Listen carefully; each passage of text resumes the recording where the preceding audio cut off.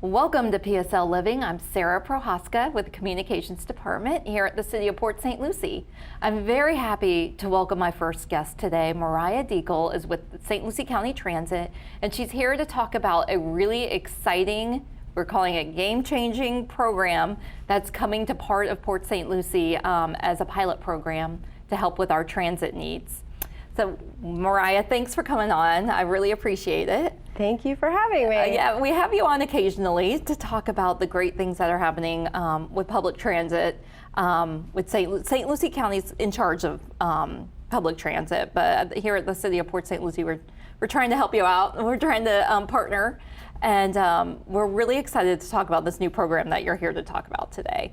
So if you wouldn't mind just launching into it. Sure. Well, thank you for all of your assistance in partnering with this to really get the word out about this pilot project. So microtransit is a new tool for the industry, and it's a game changer for City of Port St. Lucie to help serve the suburban areas that we have challenges with. Not all areas warrant a fixed route service with a large bus. So this is an on-demand service. It's like a public Uber, if you will. And better customer service. We're really looking forward to seeing what we can learn from the project and the data that we can collect. And yeah, it's been a long time coming. So it launches when? December 9th, we're doing a soft launch. Okay, so now, basically. Yep, yeah. next week.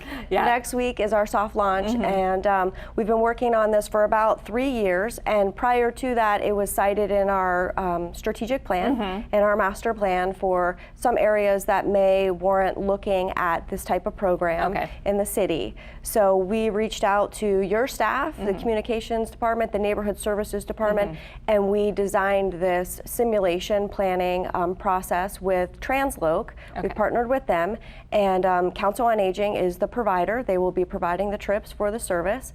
And we looked at several different areas in the city to see what area is the best candidate for this program.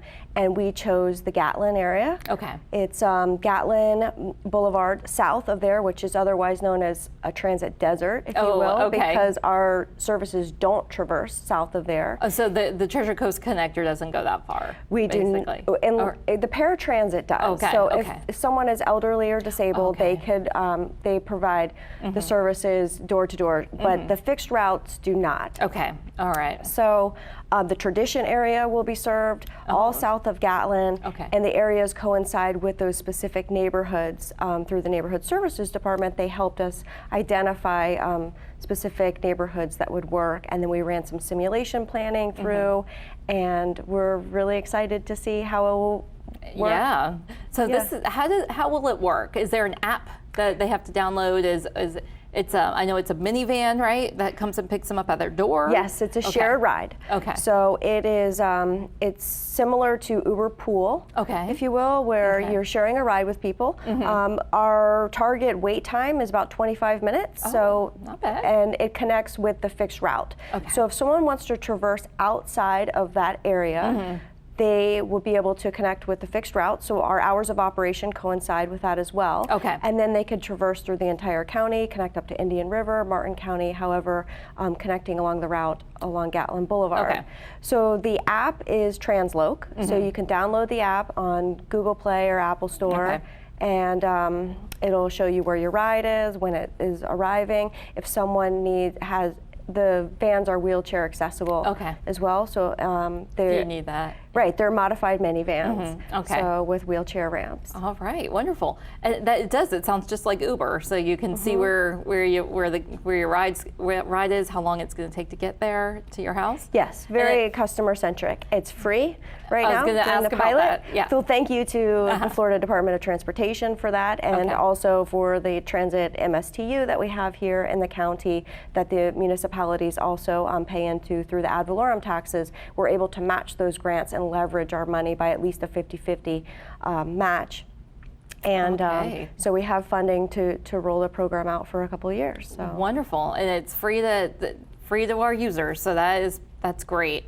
And they can use it just to, say you live off Gatlin and you want to go to Sam's or something, or Walmart, that's right over there. You could use it just for a ride to the store and back? A door-to-door trip within the zone, absolutely. Oh, that's great. But that is good though also, because like you said, you can then connect with the Treasure Coast Connector fixed route buses and go elsewhere out of the pilot area. Right. Okay. Right. So you don't have to be confined to that area. And then also for the first and last mile, for a lot of people that live, in an area that doesn't have sidewalks or street lights, or that maybe they can't, their accessibility or their mobility is limited. Yeah. They could take that to the fixed route, and then the fixed route can take them wherever they need to go in the entire county. Oh my goodness, that's great. Well, I mean, this is exciting for our residents who.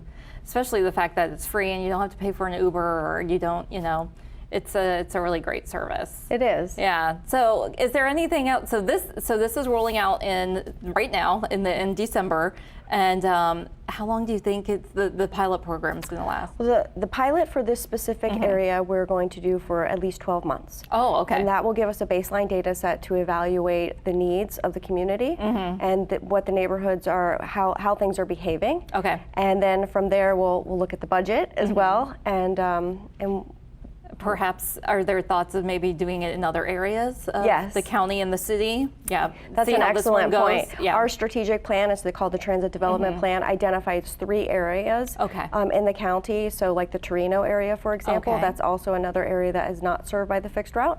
So that might be an area for us to look at. We did some simulation planning for that, as well as the Aroso corridor Okay. to feed into the fixed routes that we do have along the Aroso corridor. Okay.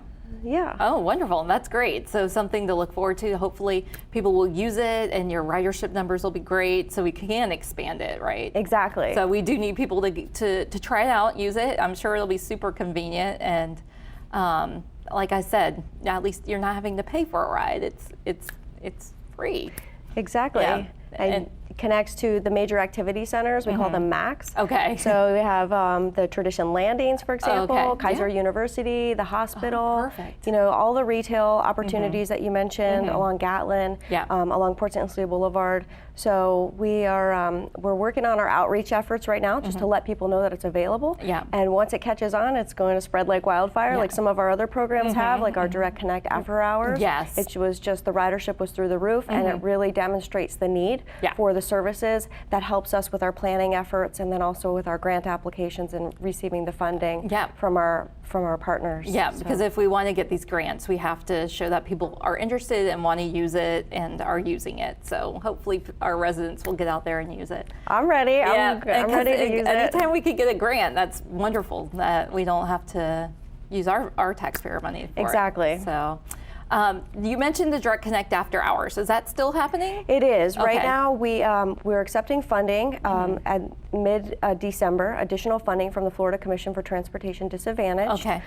So they have pledged another $100,000 to help keep the program going. Okay. We have a little bit of block grant funding as well that we're using for that. And we are looking at partnering with Uber for Business to have a dashboard, and some of our riders would be candidates to help with that pilot as well. Okay. So it's still going, not as strong as previously. It was, we had some funding, and we really demonstrated the need by spending the funding, Yeah.